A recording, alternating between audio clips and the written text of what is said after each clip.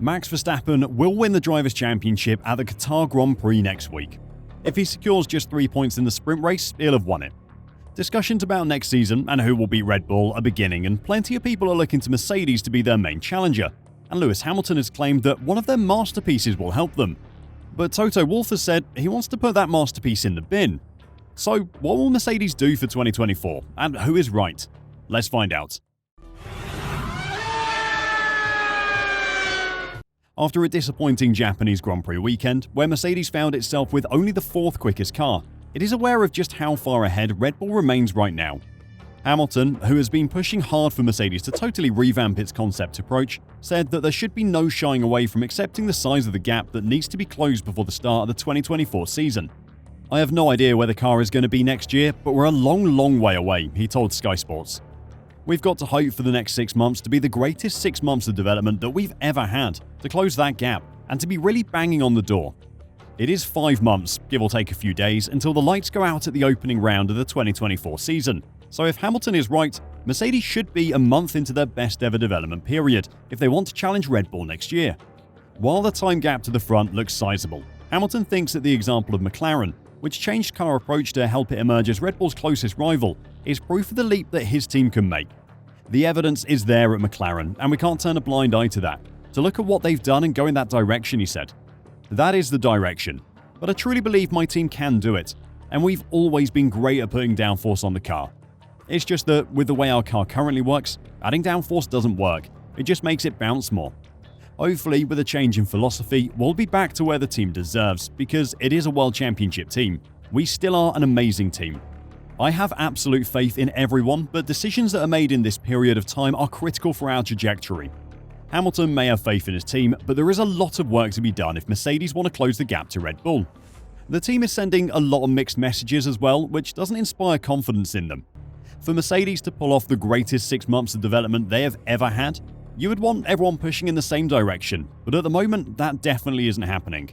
The team hasn't shown that they can develop well in the current regulations either, and I have some data to back that up with later in the video.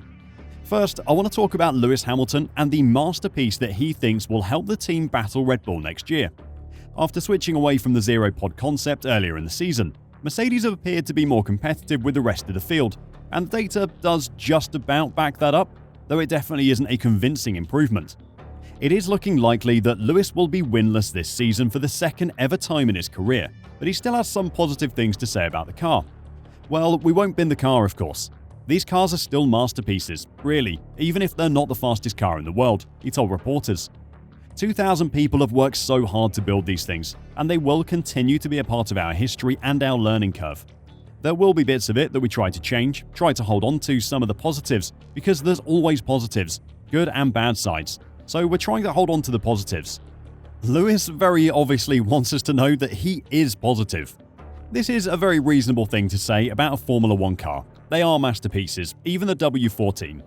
Having occasionally browsed Lewis Hamilton's subreddit, I know how much his fans despise this car, but it has been good enough for second in the Constructors' Championship. Over the course of the season, it has been the second fastest car on the grid, though it's rarely actually looked like it. If Aston Martin had maintained their early form, they would definitely have that spot. Or if McLaren had started the season with the current car, they would be a strong second place. The reason I said that the team doesn't seem to be pushing in the same direction is because what Hamilton is saying is a complete opposite of what his boss is saying. "We will throw this one in the bin when it's really fast and then embark on a new journey," Toto Wolff is quoted as saying just a week ago. The two Mercedes team members are very clearly saying different things. I won't speculate on the potential discourse this shows, but it's an easy question to pose. In this case though, Hamilton has it right. The technical regulations are staying the same next season, and anything the team learns from the current car, any kind of advantage they can get on it, will carry over to the next season's W15. Mercedes should absolutely not be binning a car that Hamilton described as a masterpiece. They should be building upon what they have. The problem is that Mercedes haven't shown that they know how to develop a car in the current regulations. We've all heard so much stuff about how Mercedes ditching the zero-pod concept and making all these upgrades to the current car has improved it. But while the words sound good, I didn't think they matched up to what was happening on track. So I went and booted up a spreadsheet and did some basic analysis. I wanted to look at Mercedes' gap to the first place in every race to see if they were actually getting any closer to winning races. At the end of the day, it's race wins that win titles, not second, third, fourth, or fifth place finishes. So I looked at the time gap between Mercedes' highest finishing car and first place finisher in every race in 2022 and 2023. On the x-axis is the race number. On the y-axis is Mercedes' gap to first place in second. In blue is the 2022 season, in red is the 2023 season. Each dot is a race, and the lines are a moving average trend line taking data from the previous 4 races over the course of the season. In 2022, Mercedes started just under 30 seconds behind the first finisher, and by the end of the season, they managed to cut the gap to the mid-teens thanks to Red Bull stopping upgrades after winning both titles, and George Russell's race win in Brazil. In 2023, they started in roughly the same place, though if the Australian Grand Prix hadn't finished behind the safety car, their gap to the front would have been significantly worse. Monaco, when they brought the new sidepods, was race 6 of the season, and they did see a bit of an improvement after the race. But since then, they've regressed to somewhere around the 30-second mark. Despite the media and Mercedes saying they've been improving, that just isn't backed up in the data at all. Mercedes are actually doing worse this season than they were last season with the zero pods. Red Bull are out developing the Silver Arrows, so if Mercedes want to challenge for race wins, they not only need to find roughly half a second a lap in race trim, they also need to offset the gains Red Bull will make in the off-season. Based on how Mercedes have developed in the ground effect era, the evidence just isn't there to say they can do it. And people around the sport are starting to realize that. Writing for The Telegraph, former Jordan designer Gary Anderson has very little hope for Mercedes off-season. He said, "You would expect a team of Mercedes' stature, experience, and budget. They are there to win, not finish 5th and 7th, to improve their car during the season, but they have not. It is very unlikely that the team will have miraculous development over the winter." Looking at the current rate of progress within the top 5 teams, I would expect Mercedes to be, at best, the 4th fastest team at the start of next year. Speaking on the Sky Sports F1 podcast, Anthony Davidson was asked about Hamilton's statement about needing their greatest 6 months of development ever. He highlighted just how difficult Mercedes' job was.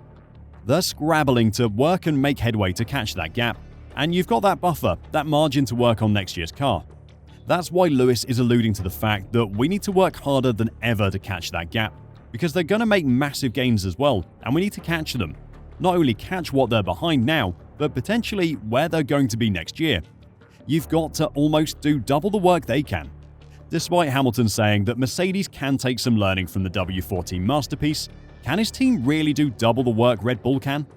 If Mercedes wants any chance of fighting for race wins next season, they need to find, at the absolute bare minimum, half a second a lap of race pace.